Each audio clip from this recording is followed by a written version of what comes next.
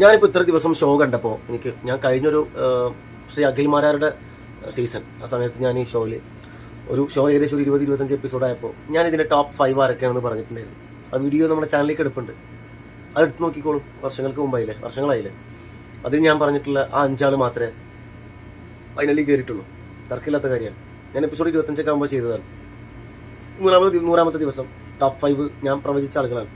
അത് പ്രവചനം എന്നല്ലത്, സത്യത്തിൽ ഗെയിം കണ്ടാൽ അറിയാൻ പറ്റും ആർക്കൊക്കെ ഗെയിം അറിയാം, ആരൊക്കെ നല്ല ഗെയിമേഴ്സ് ആണെന്നുള്ളത് കളി കണ്ടാൽ മനസ്സിലാവും. അല്ലാതെ നമ്മളൊരു വൈൽഡ് ഗസ്റ്റ് ഒന്നല്ല ചെയ്യുന്നത്. ഇപ്പോൾ ഞാൻ ഈ സീസൺ ഏകദേശം കുറച്ച് എപ്പിസോഡുകളൊക്കെ കണ്ടിട്ടുണ്ട്. അപ്പോൾ അതിൽ നിന്ന് ഞാൻ മനസ്സിലാക്കുന്ന ഒരു കാര്യം എന്ന് പറഞ്ഞിട്ടുണ്ടെങ്കിൽ, ഗെയിം എന്ന രീതിയിൽ ഉറപ്പായിട്ടും അനീഷ് ടോപ്പ് 5 ഉണ്ടാവും. അനീഷ് രണ്ടാമത്തായിട്ട് കുറേ പൊട്ടത്തരങ്ങളും കുറേ മണ്ടത്തരങ്ങളും ഒക്കെ ഉണ്ടെങ്കിലും അത്യാവശ്യം സപ്പോർട്ടും കാര്യങ്ങളൊക്കെ ഉണ്ട്. എങ്ങനെ കളിക്കണം എന്ന് ഇപ്പോൾ കുറേയൊക്കെ പഠിച്ചിട്ടുണ്ട്. അനു ടോപ്പ് 5 ഉണ്ടാവും. അനു ടോപ്പ് 5 ഉറപ്പായിട്ടുണ്ടാവും. മൂന്നാമതായിട്ട് നല്ലൊരു പവർഫുൾ ആയിട്ടുള്ളൊരു ഗെയിമറായിട്ട് നമുക്ക് ഷാനവാസിനെ നമുക്ക് പ്രതീക്ഷിക്കാം. ഷാനവാസ് ഉണ്ടാവും എന്നുള്ളതാണ്. അപ്പോൾ ഷാനവാസ്, അനു, അനീഷ്, ഈ 3 പേരായില്ലേ. നാലാമതായിട്ട് ഞാൻ പ്രതീക്ഷിക്കുന്നത് നൂറ.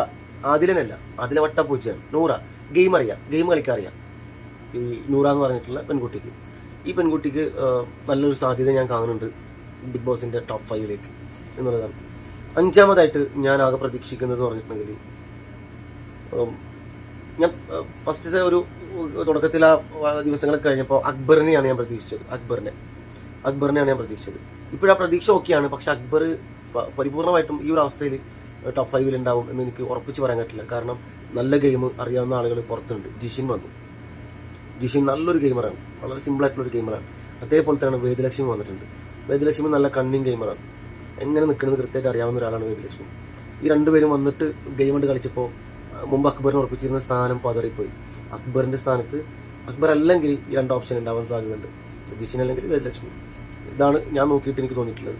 ഈ ഗിസയിലൊക്കെ പറഞ്ഞിട്ടുണ്ടെങ്കിൽ തുടക്കത്തിൽ നല്ല ഗെയിമറാണ്, നല്ല ബ്രെയിനാണ്, അതിവിടെ നിലനിൽക്കും എന്നൊക്കെ പറഞ്ഞിട്ടുണ്ടായിരുന്നു. ടോപ്പ് 5 നമ്മൾ പ്രതീക്ഷിച്ചിട്ടായിരുന്നു തുടക്കത്തിൽ ഒരു 10 ദിവസം ആ സമയമൊക്കെ ആകുമ്പോൾ. പക്ഷെ അങ്ങനെയല്ല. എന്താണ് ചെയ്തുകൊണ്ടിരിക്കുന്നത്? കുറേ ഹിന്ദിയിൽ സംസാരിക്കും, കുറേ ഇംഗ്ലീഷിൽ സംസാരിക്കും. ആര്യനുമായിട്ടുള്ള കാട്ടിക്കൂട്ടലുകൾ. ഒരു ഗെയിമാണെന്ന് നമുക്ക് പറയാനേ പറ്റില്ല, അംഗീകരിക്കാനേ പറ്റില്ല. അതൊക്കെ ഹിന്ദി ബിഗ് ബോസിനെ കൊണ്ടിടണം. അങ്ങനത്തെ ഒരു ഡ്രസ്സിങ് സ്റ്റൈലൊക്കെ ആയിട്ട് അതൊക്കെ ഹിന്ദിയിൽ ബിഗ് ബോസിൽ കൊണ്ടിടണം. അതിനൊന്നും നമുക്ക് ടോപ്പ് 5 എനിക്ക് ചിന്തിക്കാൻ പറ്റില്ല. കയറി വരുമെന്ന് ഉറപ്പില്ല. ഞാൻ ബാക്കിയുള്ളതൊക്കെ ഞാൻ ഈ പറഞ്ഞത് എൻ്റെ 5 പേരെന്ന് പറഞ്ഞിട്ടുണ്ടെങ്കിൽ ഞാൻ ഗെയിം കണ്ട് മനസ്സിലാക്കിയ കാര്യങ്ങളാണ്. പക്ഷേ വേറെ ആളുകൾക്ക് ചിലപ്പോൾ ഇതിനേക്കാളും നല്ല സപ്പോർട്ടേഴ്സ് ഉണ്ടാവും, കൂടുതൽ വോട്ടിംഗ് ഉണ്ടെങ്കിൽ ചിലപ്പോൾ അവരായിരിക്കും വരിക. പക്ഷേ മുമ്പ് പറഞ്ഞിട്ടുള്ള 5 ആൾ ഇതുവരെ ഒന്നും ആയിട്ടില്ല എന്നുള്ളതുകൊണ്ട് ഈ 5 ആളും 90% കൺഫേം ആവാനുള്ള സാധ്യതയും കൂടുതലാണ് എന്നാണ് എനിക്ക് തോന്നിയിട്ടുള്ളത്. അപ്പോൾ അത് വോട്ടിംഗ് അടിസ്ഥാനത്തിലല്ല ഞാൻ പറഞ്ഞിട്ടുള്ളത്. ഗെയിം കണ്ടിട്ട് നല്ല ഗെയിം അറിയാവുന്ന ആളുകളെ സെലക്ട് ചെയ്ത് പറഞ്ഞിട്ടുള്ളതാണ്.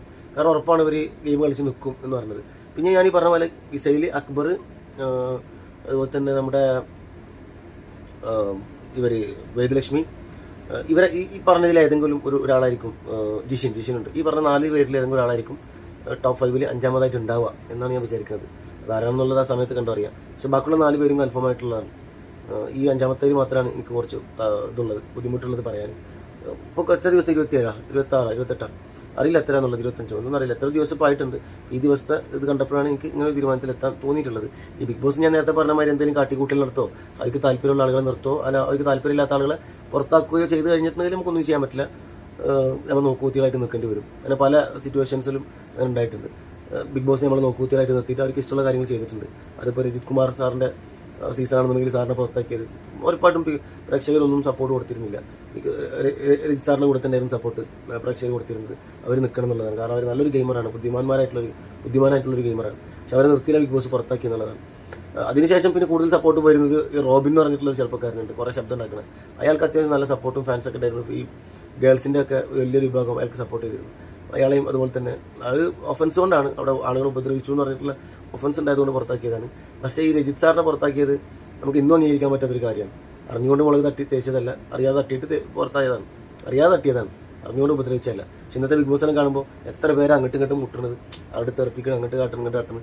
അതൊന്നും അവർക്ക് പ്രശ്നമല്ല. പക്ഷേ രജിത് സാറിനത് അറിയാതെ കഴിഞ്ഞ മുളക് തട്ടിയൊന്നും പോലും ഉറപ്പില്ല, ചെറിയ രീതിയിൽ എന്തോ ആയതാണ്. പക്ഷെ അപ്പോഴേക്കും അത് അവർ പരാതിയായിട്ട് പോയി. ബിഗ് ബോസ് കൃത്യമായിട്ട് പരിശോധിച്ചിട്ട് ഉറപ്പുവരുത്തിനേക്ക് പകരം ബിഗ് ബോസ് നേരെ പുറത്താക്കാണ് ചെയ്തത്. അപ്പോൾ അങ്ങനെ കുറേ സംഭവങ്ങൾ ബിഗ് ബോസിൻ്റെ ഭാഗത്തുനിന്നുണ്ടായിട്ടുണ്ടായിരുന്നു. അവർക്ക് ഒന്നാമത്തത് പ്രേക്ഷകരെന്ത് ചിന്തിക്കുന്നു, പ്രേക്ഷകർ ആരുടെ കൂടെ നിൽക്കുന്നു എന്ന് അവർക്കൊരു ധാരണയില്ല. അവർക്ക് അവരുടെ ഒരു അജണ്ട അവർക്ക് ഇതിൻ്റെ ഇടയിൽ കൂടെ കയറ്റി വിടണം. അതുകൊണ്ടുള്ള ഒറ്റക്കണ്ണം വെച്ചിട്ടുള്ള ബിഗ് ബോസ് വന്നിട്ടുള്ളത്. അവർക്ക് കുറേ ആളുകൾ എതിർക്കണം, കുറേ മാനസിക മൂല്യങ്ങളെ തകർക്കണം, തച്ചുടക്കണം, കുറേ വാല്യൂസ് അടിച്ച് പൊളിക്കണം എന്നുള്ള ചിന്തക്ക് ബിഗ് ബോസിനുണ്ട് എന്നുള്ളതാണ് എനിക്ക് തോന്നിയിട്ടുള്ളത് കേട്ടോ. കാരണം ചില കാര്യങ്ങളോടുള്ള ബിഗ് ബോസിൻ്റെ യോജിപ്പും സൈലൻസും ഒക്കെ എനിക്ക് മനസ്സിലാവുന്നത് ബിഗ് ബോസിൻ്റെതായിട്ടുള്ള അജണ്ടകളുണ്ട്. അത് വരും സീസണുകളിലൊക്കെ ആയിട്ട് കുറച്ച് തട്ടിയിട്ട് ആളുകളിലേക്ക് എത്തിക്കും എന്നുള്ളതാണ്. കാരണം ഈ ആദില നൂറൻ്റെ നോർമലൈസ് ചെയ്യുന്ന പോലെ അടുത്ത സീസൺ നമുക്ക് ഉറപ്പാണ് കേരളത്തിൽ വീണ്ടും ഏതെങ്കിലും ലെസ്ബിയൻസ് ഉണ്ടാവും ഇതുപോലെ ഫേമസ് ആയിട്ട് അവരെ കൊണ്ടുവരും. കാരണം ഇപ്പോൾ കുട്ടികൾക്ക് ധൈര്യമായല്ലോ, കമ്മ്യൂണിറ്റികളുണ്ട്. ചെറിയ ഹോർമോൺസിൻ്റെ കുറവ് വരുമ്പോൾ തന്നെ സ്വത്തം കിട്ടും. മുന്നിട്ട് എനിക്ക് എൻ്റെ സ്വത്തം, ഞാൻ സ്ത്രീയാണ്, പക്ഷെ എനിക്ക് സ്ത്രീകളോടാണ് താല്പര്യം, അപ്പോൾ എൻ്റെ സ്വത്തം വന്ന് അപ്പോൾ ഞാൻ സ്വത്വത്തിലേക്ക് പോട്ടെ, ഏതെങ്കിലും പെണ്ണിനായിട്ട് നമുക്ക് ഒരുമിച്ച് ജീവിക്കാം. പാരൻസിനെ ഇപ്പോൾ പേടിക്കേണ്ട, പാരൻസ് ഇല്ലാതെ ജീവിക്കാൻ പറ്റും. LGBTQ കമ്മ്യൂണിറ്റി ഒക്കെ ഉണ്ടവർക്ക് സുഖമായിട്ട് ജീവിക്കാനൊക്കെ പറ്റും. പിന്നാരാ പിന്നെ ഈ ട്രാൻസ്ജെൻഡേഴ്സ് അതുപോലെ തന്നെ വന്നങ്ങായിട്ട് കുഴപ്പമൊന്നുമില്ല, കമ്മ്യൂണിറ്റി ഉണ്ട്. അപ്പോൾ ഈ കമ്മ്യൂണിറ്റി നല്ല സപ്പോർട്ട് കൊടുക്കുമ്പോൾ ഓരോ വീടുകളിൽ നിന്നും കുട്ടികളിങ്ങനെ ഇറങ്ങി വരും. അതാണ് അവർ ഉദ്ദേശിക്കുന്ന ഒരു അജണ്ട. പേരെന്താണ്? ഉയർന്ന ചിന്താഗതി, വിദ്യാഭ്യാസ യോഗ്യത, വിദ്യാഭ്യാസം കൂടിയ ആൾക്കാർ, പിന്നെ അങ്ങനെ കുറേ കാര്യങ്ങളുണ്ടല്ലോ. വലിയ ചിന്താഗതി, സമൂഹത്തെ മനസ്സിലാക്കൽ, കുറേ ടേംസ് ഉണ്ട് അതുമായി ബന്ധപ്പെട്ടിട്ടുള്ള. പുരോഗമന ചിന്താഗതി, പുരോഗമനവാദി, കുറേ ഉണ്ട്. അങ്ങനെയൊക്കെ പറഞ്ഞു കേട്ട് അവർക്ക് അങ്ങനെ ഞാൻ ബിഗ് ബോസിൻ്റെ കാര്യത്തിലേക്ക് വരാണ്. അവർക്ക് പോലത്തെ പല പരിപാടികളുണ്ട്. അങ്ങനെ ആരെങ്കിലൊക്കെ ആയിട്ട് ബിഗ് ബോസ് കയറ്റിയിട്ട് നമ്മൾ ഉദ്ദേശിച്ച ആരെങ്കിലൊക്കെ പുറത്താക്കാന്നല്ല അറിയില്ല. പക്ഷെ നിലവിലുള്ള ഗെയിംസിനെ വെച്ചിട്ടാണ് ഞാൻ ടോപ്പ് 5 മനസ്സിലാക്കിയത്. അടുത്ത വീഡിയോ കാണാൻ എല്ലാവർക്കും.